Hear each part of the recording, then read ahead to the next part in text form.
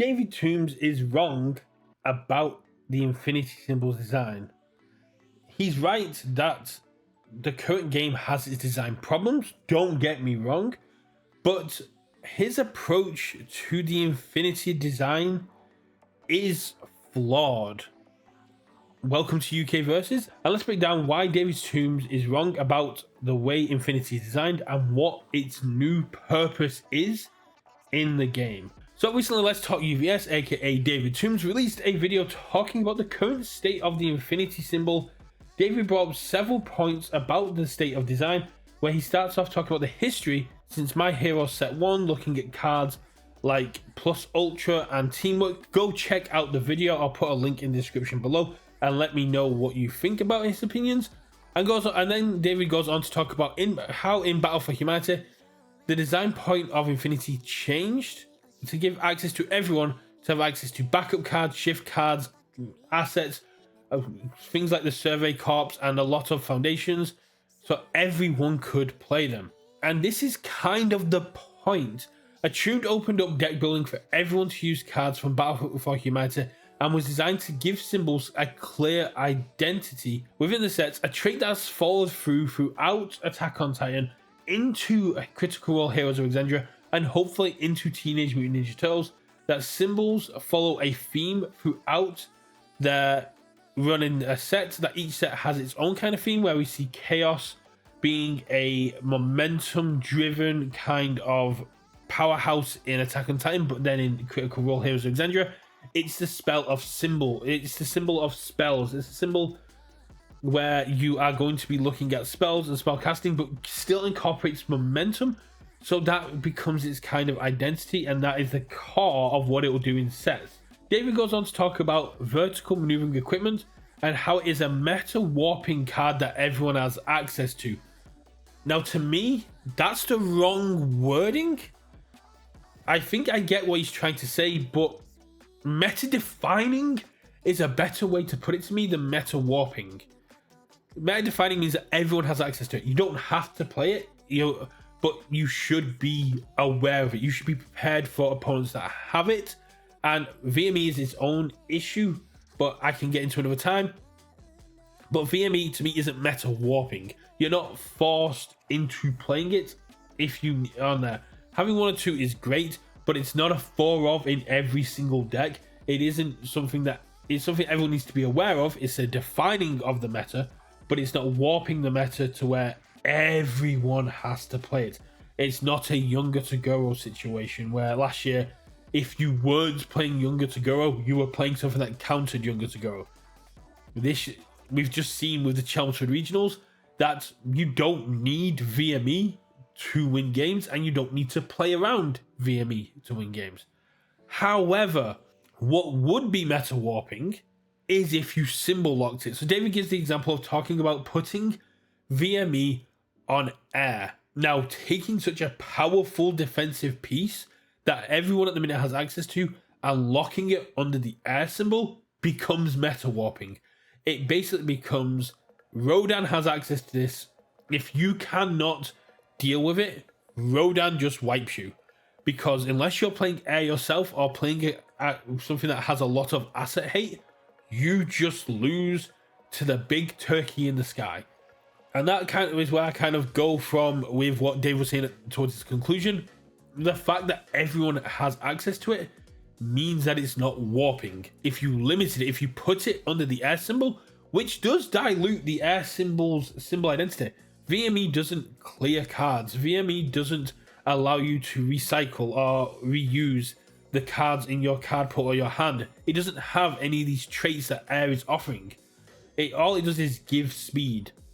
That shouldn't be a symbol's identity. That it shouldn't be, oh, we're going to make things faster. We're going to allow things to change zones, and we're going to put that under one symbol. That is someone everyone should have access to. Every deck should have access to this defense, and put it under one symbol is just wrong. Let's talk about David's favorite character, Mirio. Mirio could do this offensively, and you had things like Twisty Surroundings, which could do it defensively. And if you wanted to deal with Mirio, you needed to have cards that allowed you to reset the zones back to printed, or reset the zones to where you wanted them, or try to just outwit your opponent by predicting where they were going to go. That is meta warping, where you have this character and you have to play around it. You have to have this ability to deal with Mirio's ability if you wanted to play in standard. And that's why Overhaul was so powerful as a counter, because Overhaul had access to all his face downs, so I had the ability to go, if I don't have it in hand, I can get you from my stage. And that is meta warping, where these two characters that are the opposites to each other, if Mirio draws hot, Overhaul dies, but if Overhaul can keep up with Mirio loses the long game. That is meta warping, because no other character is allowed to step into that ring to have the fight. But when you have a baseline, when you have access to zone change and defensive key pieces that are on every symbol, that is on a symbol that everyone has access to, you even out the playing field. You create meta defining, not meta warping. So personally, I just think David is wrong with this take. The fact that VME is an issue because it's on Infinity is not an issue. The fact that there is so much free momentum that everyone has access to, so VME can keep pumping and keep replacing the momentum it's using in your turn to use defensively, that's an issue. If you locked VME behind a symbol, that would be meta warping. Look at things like Release, Struggling with Studies, all these defensive cards that have existed for the last 5 years, that basically if you weren't playing Chaos or Death, you didn't have the same defense as people that were. There are times when you could have played characters on different symbols and it was just wrong because you needed these defensive pieces. Struggling with Studies was a staple. It was meta defining, but it was also meta warping, because if you had a character with the Chaos, Death, or Water symbols, you needed to be playing on one of those 3 symbols, because why would you leave free defense on the table? No one else had access to this kind of ability to pick up a defensive card from your card pool for a flip cost if your opponent was stringing out, which they were. We're now moving away from the kind of string meta, although Devil Jin is an outlier in that. This is the kind of lines that I'm looking for. Having the Infinity symbol be open, having the Infinity build this baseline stops the limiting of deck building. And that's the whole point of a tuned in Attack on Titan and this design process they're going for. Opening up deck building, opening up deck design, and basically going, if you want to play a character that has Air, Death, Life, you get access to all 3 of those symbols. You can build your deck around that and build the deck that's most optimized for what you want it to do. It's a feel bad moment where you get a deck and you go, I want to play this on Chaos, but Air has some very cool stuff, and you didn't get access to Air. I get that. It was part of the cost of the game. Everyone accepted that. But I can understand new players going, well, why can't I play that? And design going, but that's an issue with attunement, and I'll get into that at another time. Back to Infinity. Infinity is about opening up deck design, not limiting it. Not limiting creativity. In a similar situation, David talks about a moment of normalcy, an Infinity Foundation that resets an attack to printed speed or damage. David talks about how it's a repeatable, abusable card, and how it should be more in line with You're So Obvious, a MHA1 All Might card, which removed itself and then resets a card to its printed speed or damage.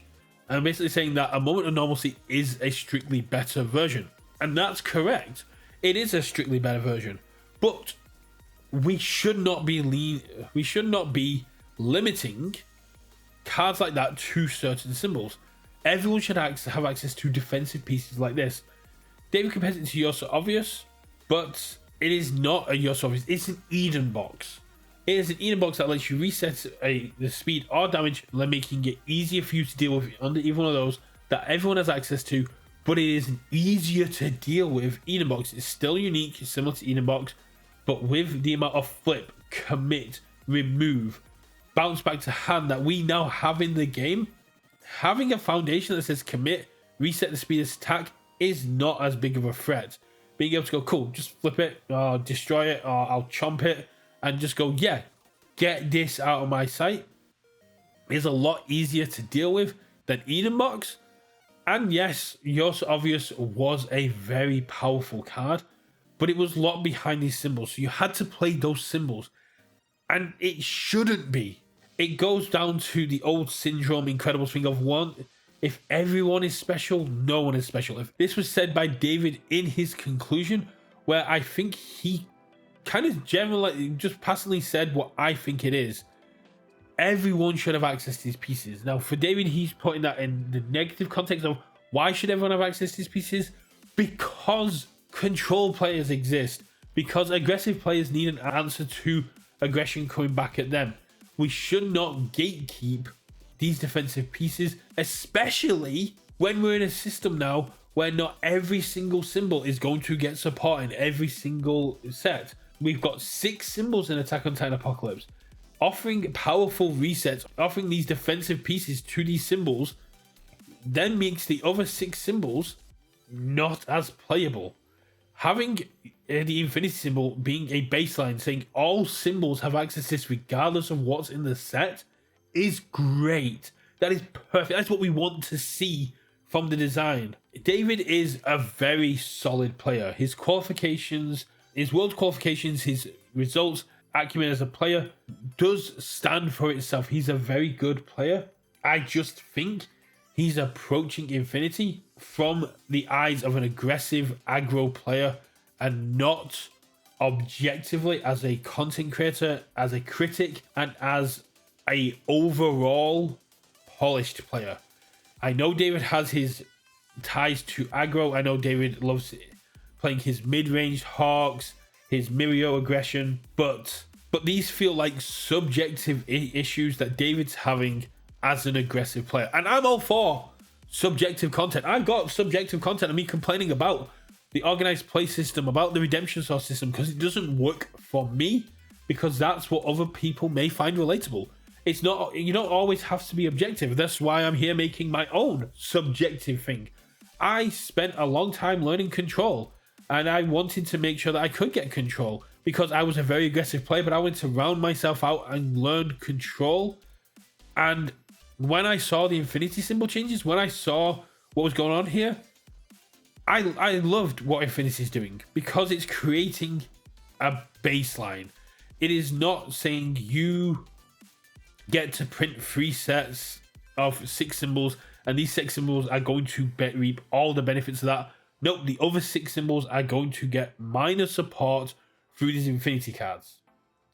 And that is where I think I'm going to, I keep bringing it up, but I'm going to go into it a little bit more depth here. So let's move away from David's points. He has other points about design and other things that he's worried about, so do go check out his video, please. And I want to talk about my opinions on the Infinity set, which I've gone through a little bit, and its design. Infinity is not a symbol. It is something I talked about with the Beta Titan. It's something that's come up with teamwork. It is not a symbol. It is a lack of symbols.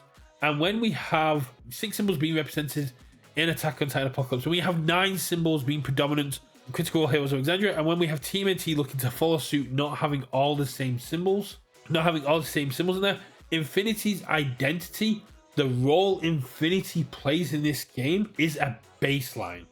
It is the cards that everyone should have access to. It's the cards that everyone needs. It is there to help everyone have access to playable cards, either from hype, thematically, competitively, making sure every character gets a power boost, making sure every character gets access to these cards. I talked about Rodan when I was talking about VME. If we went with David's suggestion of putting VME on air, Rodan becomes pretty much unkillable. Because unless you're playing an air character back or you specifically design your deck around speed reduction, you don't get to play the game. And that's the issue. That is meta warping, where you have to build your entire strategy around one deck and one character you may not even come across. That's warping. Infinity should be meta defining. Control players always have an uphill fight in a game. They have to play perfectly. They have to calculate everything. Everything has to go their way, and one granular sand in the watch stops it from working. One mistake, one miscalculation goes down. I know this from personal experience when I played against Luke Quincy in the top 4 of Nats in 2023. I went into deadlock early thinking I could survive, and I got punished for it. and died.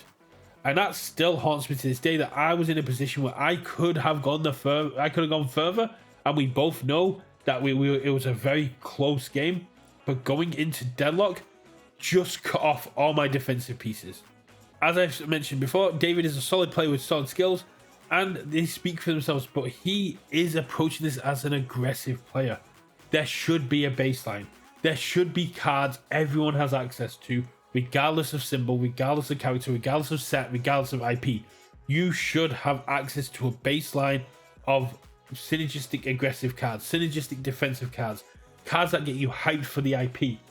I talked about Struggling with Studies being a meta warping card because you had to play those symbols to have access to the control defense. Military Airship is a very similar situation, but it's an Infinity again.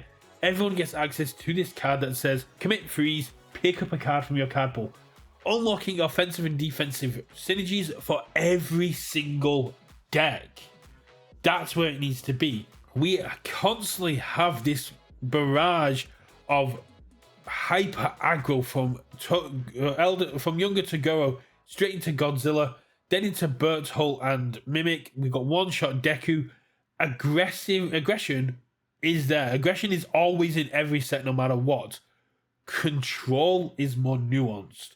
Control needs very subjective cards to upgrade and change the way it's doing it. Looking at things like Luke Quincy's Rodans and his Jin decks, for him to add cards to the deck, it needs to gel well. It needs to fit into his machine of defense and control. And when we're looking at sets that have got less symbols, it creates almost like, again, this FOMO situation where you need to change symbols in order to have access to them.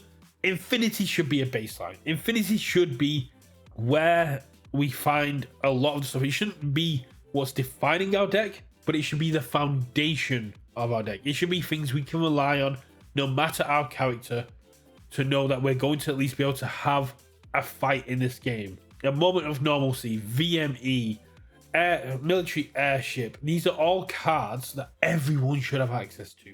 They should not be kept behind a single symbol because it gives that symbol a weighted power. Now, I know some symbols like Chaos and Death already have weighted power, and that's more of a design issue around them. But Infinity is a lack of symbols, and that's exactly what it should be. It should fill the gap. It should basically allow other symbols to go, I can keep up because I have access to this, which everyone has access to. It's also a very big design issue for Control of the lack of zero diffs that have been popping up, but that is something I'm going to cover in a different video. Go check that out. But building as a Control player is becoming a lot harder. So having access to more universal defensive pieces is very important. So let me know in the comments below. Do you think David is right about the Infinity design issue? Is it warping the game? Is it warping the game? Is it an issue? Is it making the game unfair and meta warped? Or do you kind of think that I have a point here? That Infinity should be a baseline. Everyone should have access to cards like VME. It shouldn't be locked away behind a symbol.